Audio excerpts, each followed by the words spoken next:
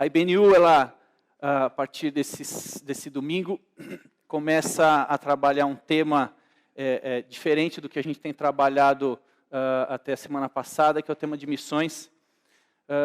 E quando o Sayão me falou sobre o tema, eu confesso para vocês que eu fiquei um pouco tenso, porque quando você fala de missões, a ideia inicial é que você deva receber um chamado, e você tenha de mudar de um lugar para o outro, e assim cumprir esse chamado num lugar diferente e estranho onde você está. Pode até parecer que isso resume missões, e embora seja missões, seja uma forma da gente fazer missões, não é a forma exclusiva da gente fazer missões. Quando Jesus, logo após a sua ressurreição, ele, junto dos seus amigos e discípulos, porque é interessante que ele não estava só junto de discípulos depois da sua ressurreição, mas sim de amigos e discípulos, ele fala, assim como o Pai me enviou, eu faço isso com vocês. Eu envio vocês ao mundo.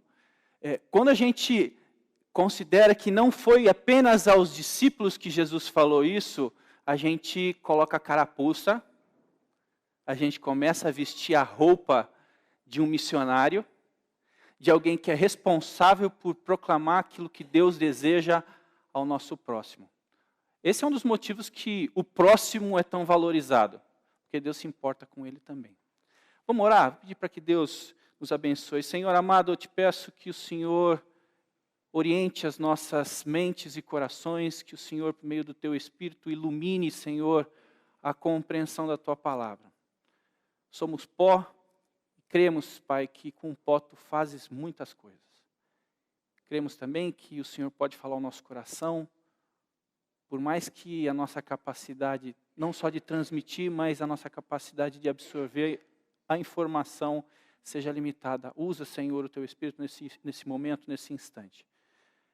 Faça isso, Senhor, por favor, no nome de Jesus. Eu te peço, orando, Pai. Amém. Eu falei para vocês que missões não se faz só indo, mas sim no lugar onde a gente está também. Uma das cartas que me chama muita atenção no texto do Novo Testamento é a carta de 1 Pedro. Eu queria que você abrisse a sua Bíblia em 1 Pedro, especificamente no capítulo 2, eu já falo o verso. Eu inicio essa mensagem também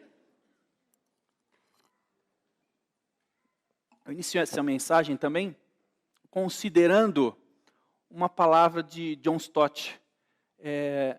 Acho que a gente já citou John Stott aqui hoje. O maior impedimento para a evangelização no mundo de hoje é a falta da igreja em prover a evidência do poder salvador de Deus em sua própria vida e trabalho. Vou repetir. O maior impedimento para a evangelização no mundo hoje é a falta da igreja em prover evidência do poder salvador de Deus em sua própria vida e trabalho. É como se os não cristãos estivessem a todo instante dizendo não há Deus, não há forma de encontrar Deus, não existe maneira da gente se relacionar com Ele. E aí o Deus da missão, que por meio da igreja, antes da missão ser uma missão da igreja, essa missão de alcançar os povos, ela é uma missão de Deus. Quando a gente considera isso, que Deus se utiliza do seu povo para alcançar outras pessoas, e que nós estamos falhando na mudança da nossa sociedade, faz com que a gente se coloque no nosso lugar, e a gente deva se humilhar e pedir orientação a Deus, e considerar a palavra de Pedro que a gente vai considerar hoje, que a gente vai falar hoje. Pedro capítulo 2, verso 9 e 10, eu vou começar com esse texto. Vocês, porém, são geração eleita, sacerdócio real, nação santa, povo exclusivo de Deus, para anunciar as grandezas daquele que os chamou das trevas para a sua maravilhosa luz. O objetivo, para que a gente anuncie as grandezas daquele que nos chamou das trevas. Qual o objetivo? um dos objetivos mais claros da igreja é proclamar a grandeza de Deus. Antes vocês nem sequer eram povo, mas agora são povo de Deus. Não haviam recebido misericórdia, mas agora receberam. É interessante a gente considerar o contexto dessa frase, o contexto desse versículo, o contexto dessa exposição. Pedro aqui ele evoca um texto de Êxodo, especificamente no capítulo 19. Naquele momento o povo há não muito tempo havia saído da sua escravidão no Egito, e Deus ele reafirma o pacto dele com a nação de Israel naquele momento. Quando ele faz isso, ele incumbe aquela população, incumbe aquele grupo de judeus de proclamar as suas maravilhas, a sua grandeza aos povos das nações. Nós temos aprendido aqui que a missão era de Deus. Antes de ser missão da igreja, a missão é de Deus. E uma vez que você está envolvido com Deus, uma vez que Deus o resgatou, uma vez que Deus chamou você de onde você estava, automaticamente você recebe essa incumbência. Automaticamente eu e você como igreja recebemos a ordem de Deus. Vá, faça, sabe por quê? Se eu estivesse no seu lugar eu faria. E uma vez que nós devemos andar nos passos de Jesus, devemos cumpri-lo. Pedro escreve essa carta aos cristãos reunidos nas casas na região mais centro-oriental da Turquia. Muito provavelmente ali o pano de fundo é o império de Nero em Roma. Nero depois vai tomar aquelas medidas completamente desvairadas. Provavelmente ali depois do ano 60 do primeiro século. Durante o período desse imperador, Pedro também vai ser martirizado. Essa carta, quando Pedro escreve, ele tem uma visão pastoral. Ele fala àqueles irmãos como que num relacionamento mais estreito, não só orientando, mas exortando a que eles façam aquilo que eles precisam fazer, porque eles já receberam de Deus antes. O objetivo do autor nesse instante é lembrar que aquela vida que eles receberam em Cristo, lembrar que aquilo que por meio da ação de Deus, entregando o seu Filho, nós devemos ter uma atitude diferente para com o mundo. Quando a gente enxerga isso que a gente tem falado, a gente encara a missão da igreja como pessoal. A missão da igreja é sim mandar missionários, porque alguns receberam esse encargo, esse chamado. Mas não só, a gente não pode fazer isso num sentido, num apelo colonizatório, no sentido de alcançar as nações, deixando de considerar a mudança do nosso próprio comportamento. Pedro exorta aqueles irmãos que continuem firmes no caminho. Exorta também que se unam uns aos outros, expressando a unidade que existe de Jesus em Deus e no Espírito Santo, como sendo um novo povo. Ensina que aqueles irmãos não deveriam abandonar a sociedade na qual eles viviam, que no verso 6 do primeiro capítulo, ele declara que existe um momento de grande provação ali. E no momento de provação, o que a gente quer fazer? A gente quer sair daquela situação, a gente quer tomar uma rota de fuga, em certo sentido até por conta da defesa que existe por conta da nossa queda, da nossa limitação. Mas Pedro fala, irmãos, calma, existe mais de Deus aí do que vocês estão percebendo. Existe mais da ação e da atuação aí do que vocês podem ver. Pedro também procura consolar e animar aqueles irmãos a perseverarem na jornada e mostra as belezas de caminhar com Jesus. No primeiro capítulo, Pedro joga todas as cartas na mesa. Ele denuncia àqueles irmãos a riqueza do envolvimento divino com a humanidade. Aos eleitos de Deus, peregrinos dispersos no Ponto, Galícia, Capadócia, a província da Ásia e na Bitínia, escolhidos segundo o pré-conhecimento de Deus, Pai, pela obra santificadora do Espírito, para a obediência a Jesus e a aspersão do seu sangue. Quando Pedro inicia cada dessa forma, ele fala: meus irmãos, tudo que foi feito já foi concluído, já foi encerrado. Tudo que foi entregue a vocês já foi dado de forma completa. As provações que vocês vivem, os momentos ruins que vocês vivem, fazem parte desse plano de Deus, não como sendo uma definição do próprio Deus, mas Deus se utilizando da circunstância na qual nós estamos envolvidos. E aqueles irmãos estavam envolvidos, Deus divulgava a sua missão entre os irmãos e a pregação do Evangelho àqueles que não o conheciam.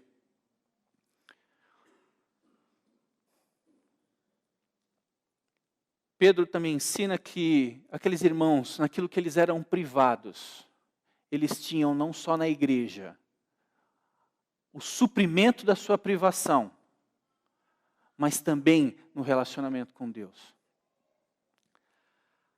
Aqueles irmãos, naquela época, a gente pode considerar, segundo alguns especialistas, alguns estudiosos, que não existiam igrejas formais como a nossa, essas reuniões públicas tão grandes. Até pouco tempo, os irmãos se reuniam em algumas sinagogas, mas naquela região, no Oriente, mais a parte central e oriental da Turquia, você não tem elementos tão fortes nesse sentido. Eram grupos de cristãos que se reuniam em casas, semelhante ao que nós temos nos nossos pequenos grupos. Eram comunidades cristãs domésticas, além das fronteiras daquela que Paulo já havia trabalhado. Paulo trabalhava com uma parte, Pedro no seu ministério aos gentios, numa outra área. Esse grupo era composto por judeus convertidos e gentios convertidos. Ou seja, só nessa configuração já existia um potencial enorme de conflito. Parte dos conflitos e das provações que esses irmãos vivenciavam.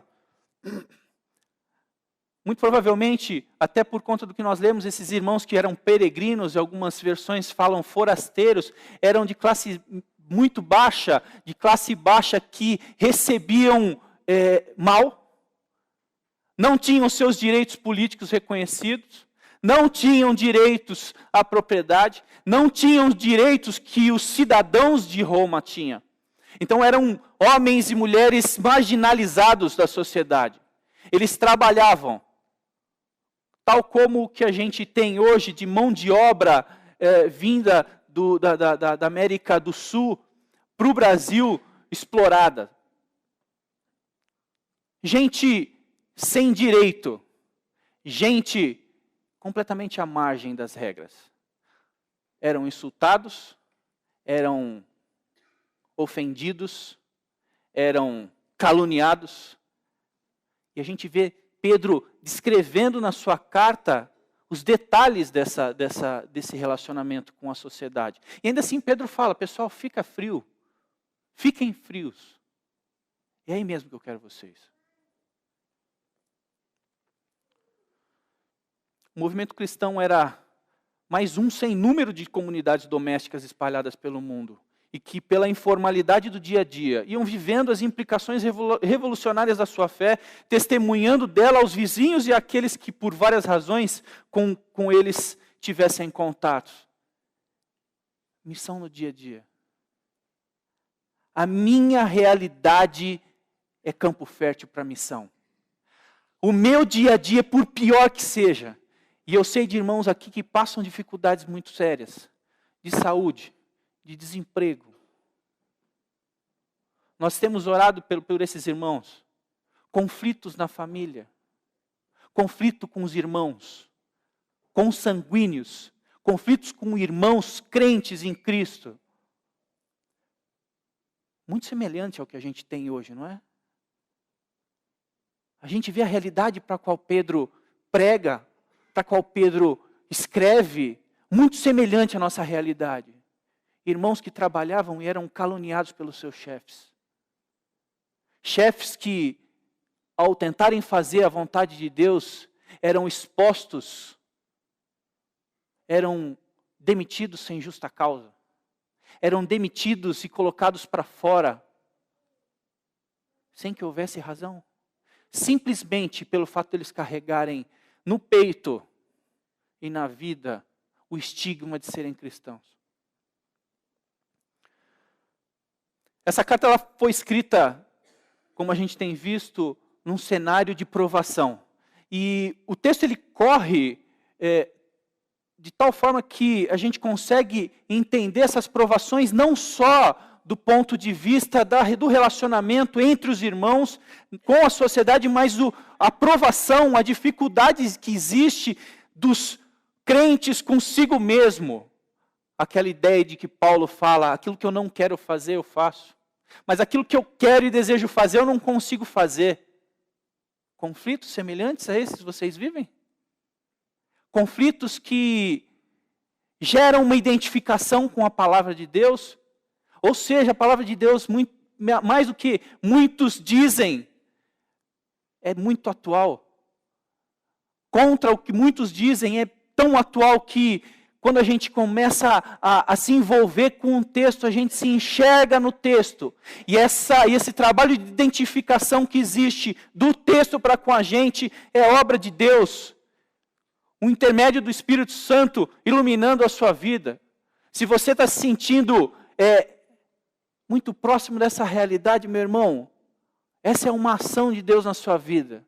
Mais do que o convencimento racional, a compreensão baseada na nossa capacidade, mais do que isso, é Deus revelando a você que você faz parte do corpo de Cristo, assim como esses faziam.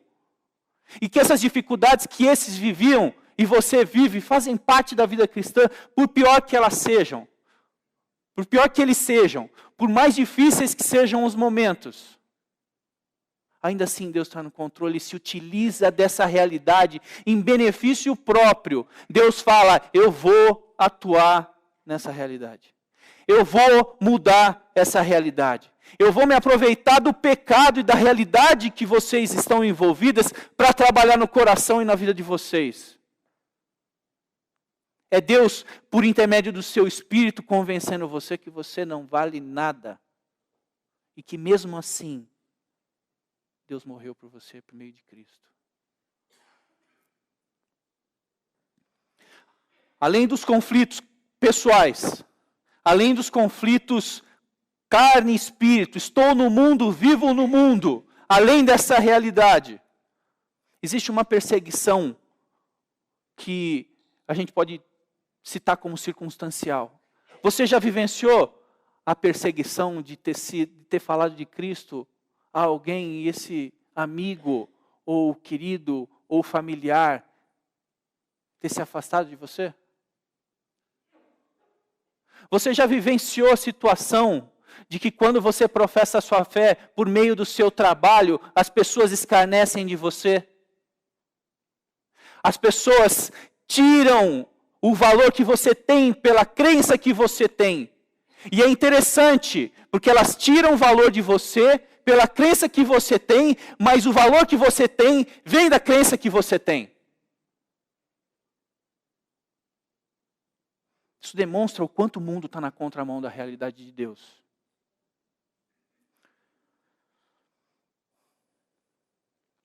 Aqueles cristãos, eles faziam perguntas tais como: a nossa conversão trouxe o quê de melhora para a nossa vida? Como é que a gente está experimentando essa transformação real que é proposta pelo cristianismo? A gente continua da mesma forma sendo estrangeiro, isolado, inferior, não temos lar, sem raízes. Somos colocados aqui, estamos aqui, mas não temos o direito. Vale a pena seguir esse Cristo?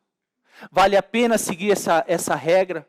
Vale a pena seguir essa orientação divina? Onde estão a fraternidade e a comunidade da qual ansiamos? O que fazer com os maridos decididamente incrédulos ou mulheres incrédulas? Líderes mais preocupados consigo mesmos? Como que eu lido com isso? Nós somos de fato um povo distinto. Por que nós deveríamos nos separar das pessoas e instituições da qual nós fazíamos parte e convivíamos? E que eram tão veneráveis e necessárias para o nosso trabalho, ainda mais quando esse isolamento leva a uma hostilidade ferrenha. Essa é a realidade de 1 Pedro. Essa é a realidade do povo para quem Pedro fala. Por que não podemos ser como os demais? Por que nós somos tão injuriados e oprimidos? Não seria o nosso sofrimento resultado da nossa alienação, inclusive a nossa alienação para com Deus? Será que nós estamos seguindo a Deus da forma correta? Porque aquilo que nós vemos não parece ser de Deus. Aí Pedro fala, calma galera, as coisas não são bem assim.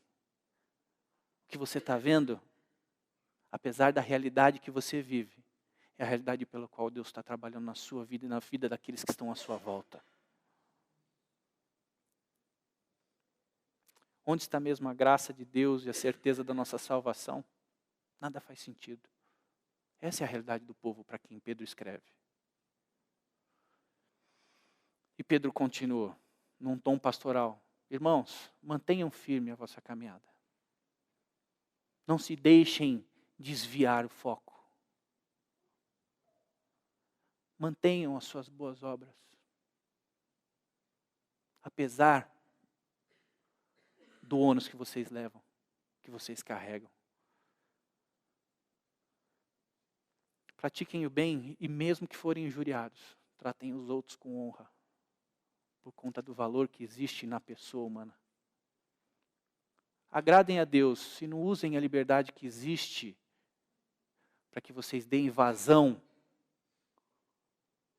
àquilo que você quer fazer, independente de Deus. Testemunhem aos demais por causa da beleza e da nova criatura que você representa. Sigam o exemplo de Jesus. Sua volta se aproxima. Mantenham-se unidos. Vocês são eleitos. Deus os escolheu antes do mundo. Deus não os escolheu porque você está vivendo um momento de dificuldade. Deus, por meio de seu Filho, o resgatou ali na cruz, não pelo valor que existe em você apenas, mas sim pelo compromisso que existe em Deus com Ele mesmo. Suas vidas estão sendo edificadas e vinculadas nele. E aí ele entra com uma palavra que nós lemos no início. Vocês são sacerdócio. São santuário de Deus. Raça eleita. Nação santa. Povo de Deus. É muito interessante que... O que faz um sacerdote? Vamos resgatar um pouco o que está lá no Velho Testamento. O que um sacerdote faz? E a gente pode definir da seguinte forma. O sacerdote traz Deus aos homens. Por meio da compreensão, por meio do ensino, do acompanhamento, do amor. O reflexo daquilo que o sacerdote deve fazer é aquilo que Deus faria para a sociedade, para aqueles irmãos. E o que o sacerdote continua fazendo? Ele leva as pessoas a Deus. Ele demonstra, ele mostra o caminho que traz vida. É aquele que intermedia a relação entre Deus e o homem. E aí quando Pedro evoca, traz de volta o que Moisés declara ali em Êxodo. Ele fala o seguinte, meus irmãos, cada um de nós somos santuário. Cada um de nós somos sacerdote. Cada um de nós somos povo de Deus. Deus nos comprou. Você não tem mais direito sobre você. Você não tem mais direito sobre você. No mundo que contradiz essa realidade, isso é muito duro ouvir. A palavra de Deus fala que uma vez que nós fomos comprados, nós somos propriedade exclusiva de Deus. E em sendo propriedade exclusiva, é para uso exclusivo. É exatamente isso que Pedro traz para aquele povo. Apesar das dificuldades que eles estão vivendo. Ele não deixa de trazer a verdade, ele não deixa de trazer a realidade. Apesar das dificuldades. Vamos no verso 11, capítulo 2. Pedro continua.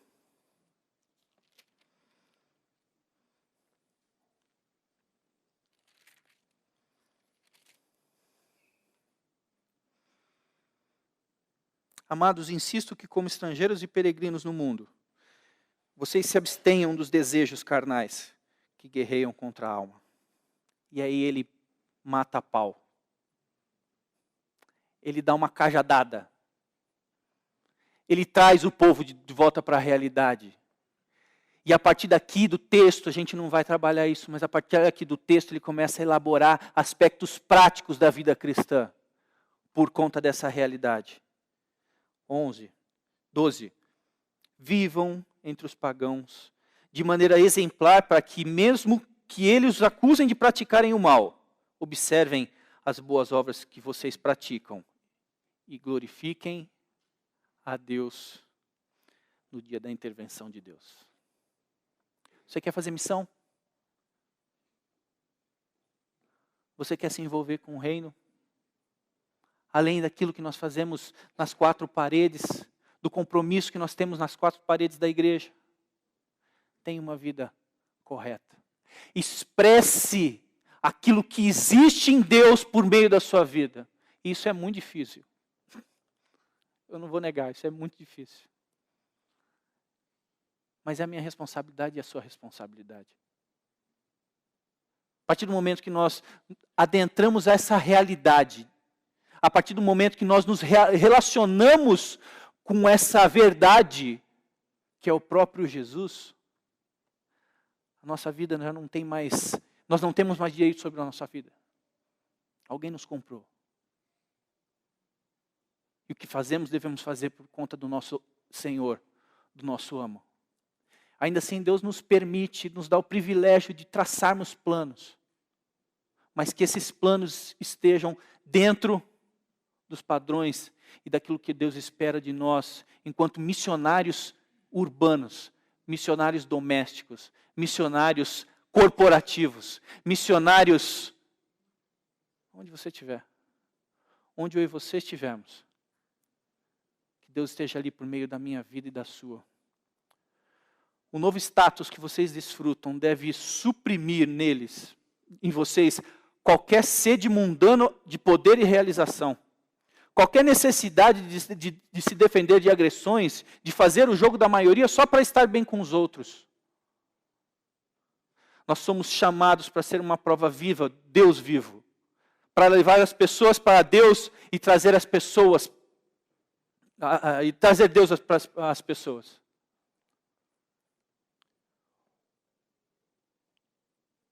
Quando a gente compreende essa realidade, a nossa vida muda. E se não muda, tem algo sério. A gente não compreendeu a realidade.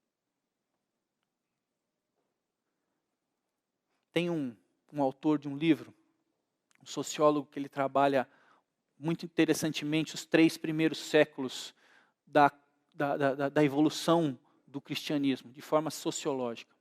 E aí ele, num determinado momento, ele trabalha os aspectos positivos do martírio. Vejam bem, os aspectos positivos do martírio.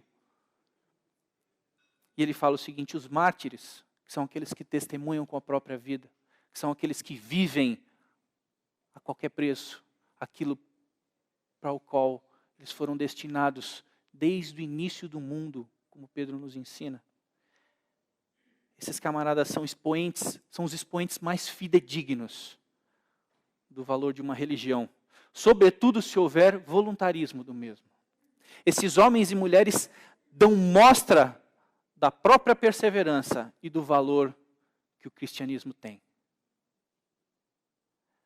Viver uma vida conforme Deus espera que vivamos, gerando impacto no mundo, automaticamente define o valor que nós damos para aquilo que nós cremos. As mortes dos cristãos, elas causavam profunda observação aos pagãos. Mesmo martirizados, ofendidos, esquartejados, sendo usados como tochas humanas.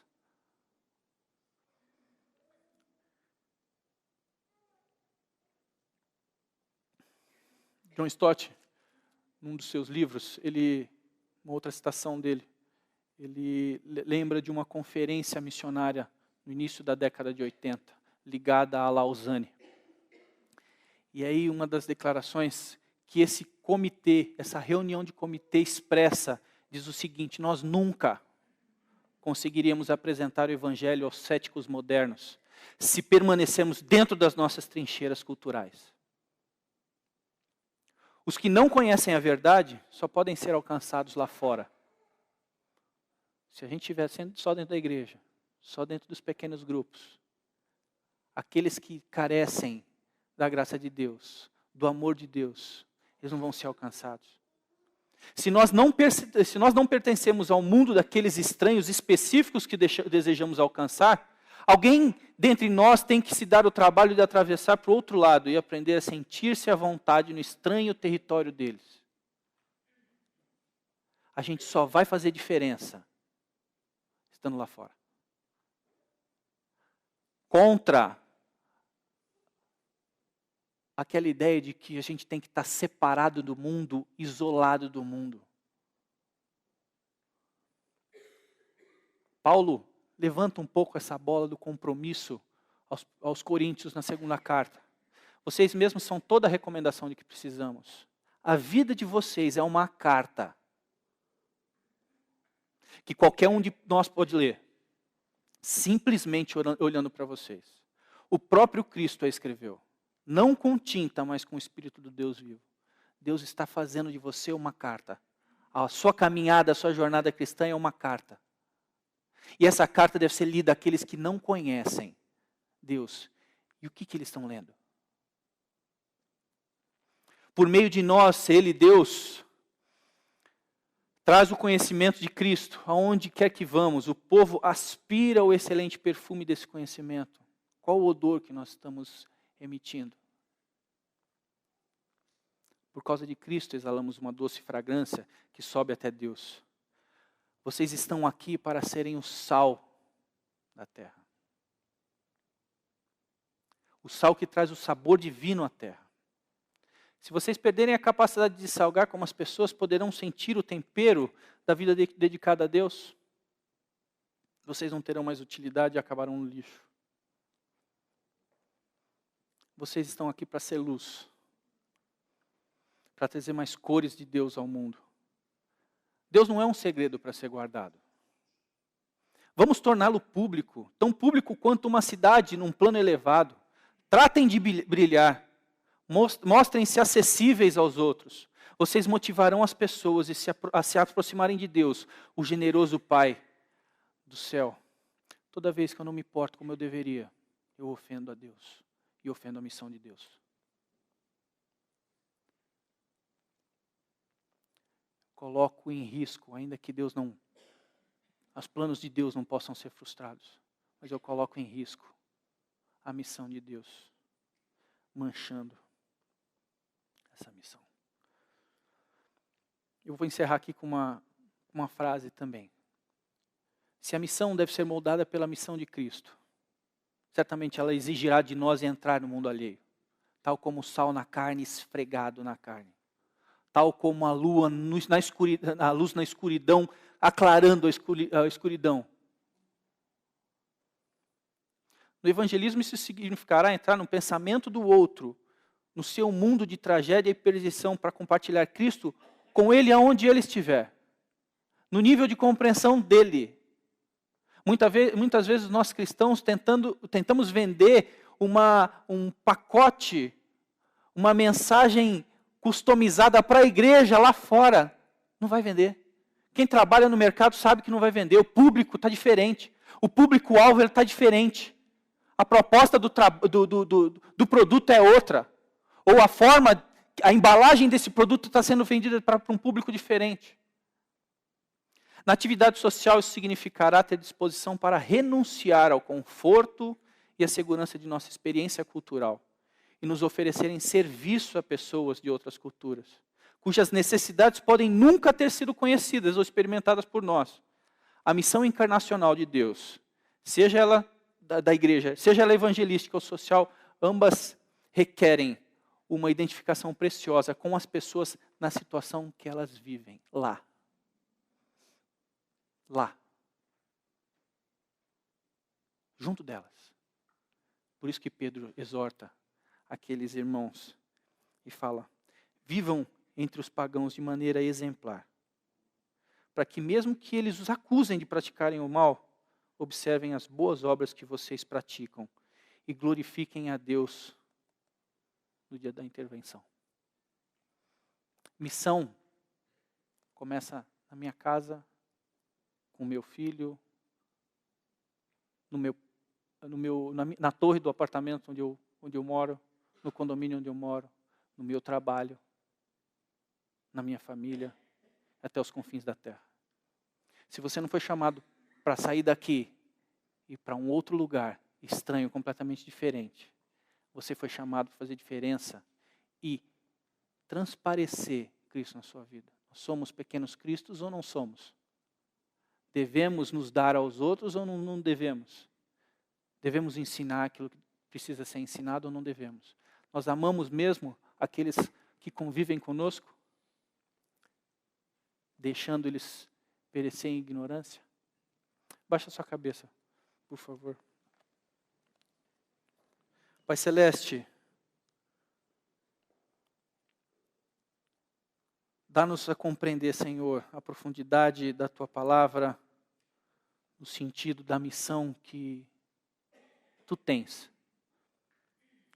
E a partir disso, Senhor, vivemos uma vida digna da vocação para a qual fomos chamados. Ajuda-nos, Senhor. Não é fácil. É muito difícil, é muito complicado.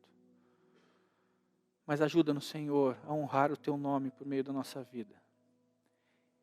Ajuda-nos, Senhor, a ver frutos da realidade vivida na nossa vida, Senhor. Por meio da nossa vida, na vida de outras pessoas. Senhor amado, clamamos a Tua misericórdia e a abundância da Tua graça, Senhor, não só na nossa vida, mas na vida daqueles que estão à nossa volta. Dá-nos sabedoria, dá-nos, Senhor, entendimento, dá-nos compreensão, Senhor, da Tua missão, porque somos Teus. E os Teus propósitos são os nossos propósitos, Senhor. Obrigado, Senhor, pelo privilégio de fazer parte do Teu povo. No nome de Jesus, Senhor. Amém.